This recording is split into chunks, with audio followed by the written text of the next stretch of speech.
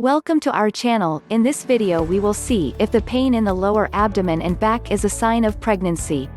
If it's the first time you view our videos, please subscribe and press the bell icon. For more informations, please click the links in the description.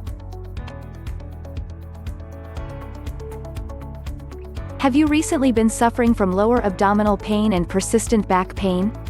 What if they were signs of pregnancy?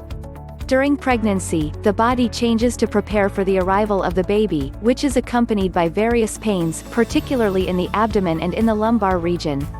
Pain in the lower abdomen and pregnancy. It is common to have pain in the lower abdomen during pregnancy. Some must alert and lead to consultation, others are nothing to worry about.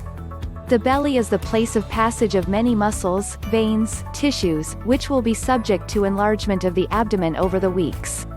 This results in pain like tightness, cramps, which are very normal. These pains are increased by movement and make movement more difficult. However, if this stomach ache is localized on the right side during the first trimester, it can be an ectopic pregnancy. In the latter case, other symptoms are observed such as blood loss, dizziness and nausea. You should consult quickly. Back pain and pregnancy.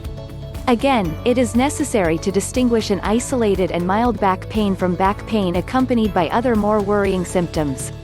Suffering from back pain during pregnancy is common, particularly in the lumbar and sacroiliac regions, due to the physiological changes in pregnancy. Over the weeks, the future mother's center of gravity is more located at the front, which forces the woman to compensate by arching. Hence low back pain.